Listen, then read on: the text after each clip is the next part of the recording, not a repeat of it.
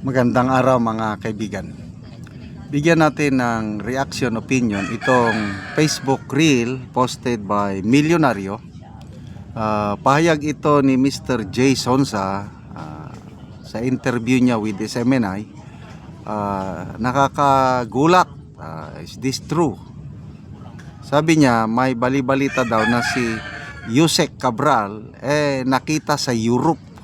Ano ba ito? Patay na nga natos nandun pa sa Europe.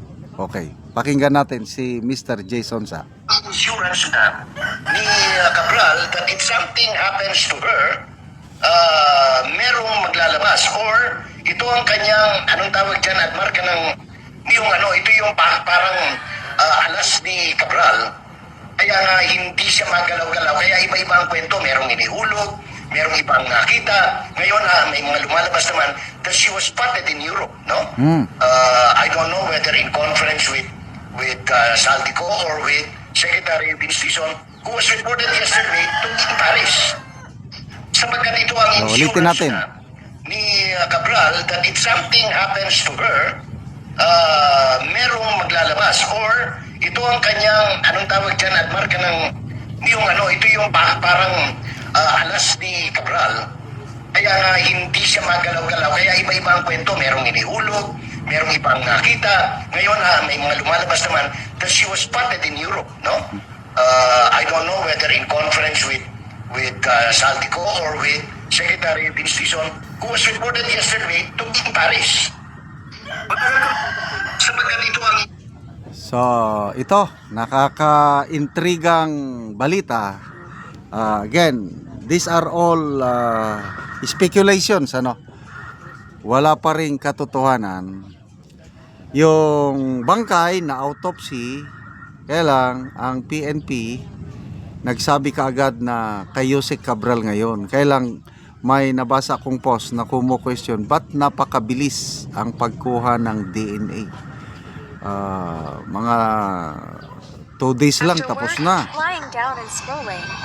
Samantala, sabi ng mga doktor, it normally takes 2 weeks bago makuha yung DNA testing.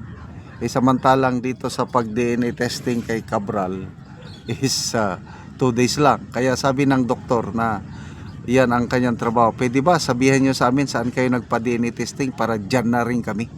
Kasi napakabilis. So may question sa DNA.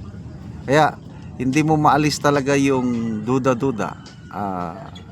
Ako nga, duda ko dahil bakit si Yusek Cabral na sinabi niya na earlier na may fear of heights siya. Takot siya sa mga ganyan bangin. Bakit doon siya mag-standby? Diba?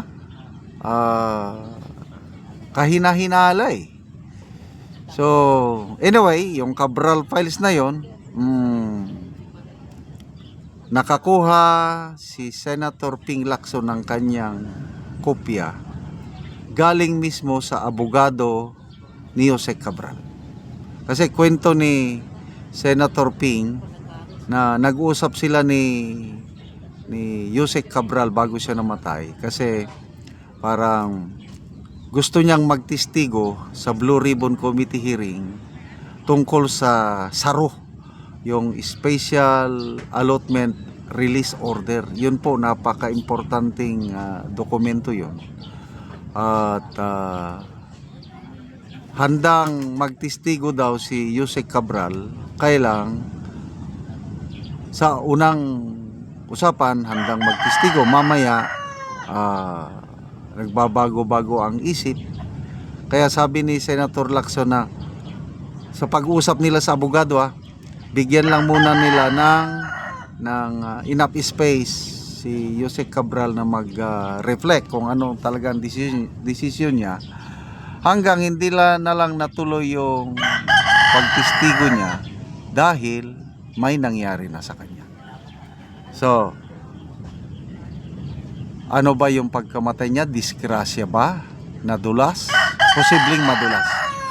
Imposibleng doon siya mag-standby dahil takot siya may phobia siya sa heights, sa mga bangin. So, nagpakamatay ba siya?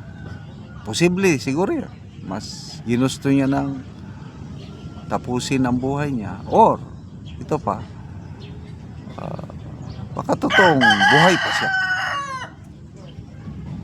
Para hindi na siya makapagtistigo at yun na lang, ligtas na siya. Kasi parang natatakot siya na ma-corner eh.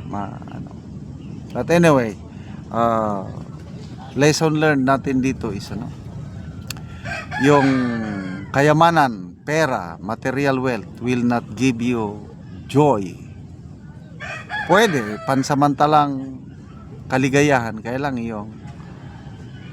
yung inner joy, peace of mind, wala. Kaya tama yung sabi sa Bible na the root of all evil is the love of money. Sayang itong si Jose Cabral dahil napakaganda yung kanyang record sa DPWH. Yung mga nabasa kong comments si Ross from the ranks hanggang nakarating siya ng USEC. At maganda yung he's a technocrat dahil yung mga pinag-aralan niya talagang doctorate, masteral, kaliwat kanan, nag-aral siya. Kaya lang, sino ba yung nagsabi na parang kinain na siya ng sistema ng korupsyon.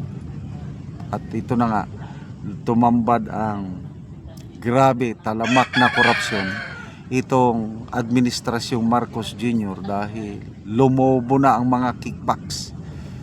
Panahon ng Aquino administration, according to the Diskaya couple, 10% lang ang kickbacks. Na okay naman to me, ang mga infrastructure projects panahon ng Aquino administration, maraming nagawa. So pabayaan mo na lang yung kickbacks na yan, 10%. Okay pa yun. Pagdating ng Duterte, tumaas ng kaunti, 12 to 15%, sabi ng mga Diskaya. Tapos, marami namang nagawa. Bill, panahon ng Duterte. So, okay lang sa akin yun. Ito ngayon, Marcos Jr., wala na ngang naipatayong magaganda, walang legacy project, grabe pa, naging 30 to 40% na ang kickbacks. Kaya, ayun, nilamon na siya ng sistema itong si Jose Cabral.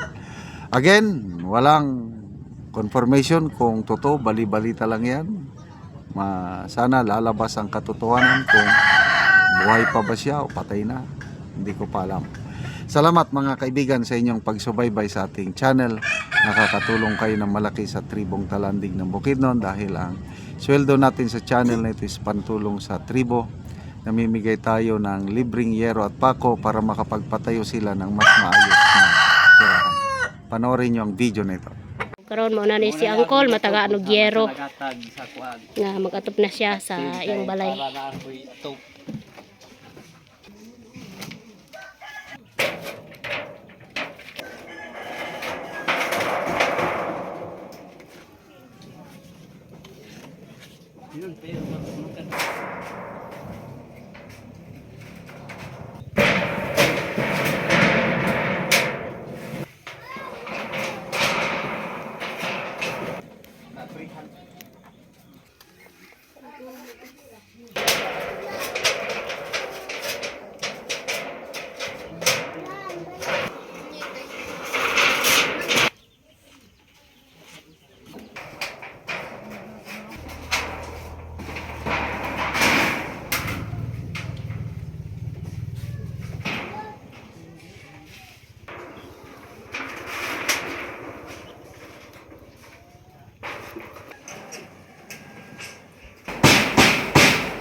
So dito lagi ang balay mga nag.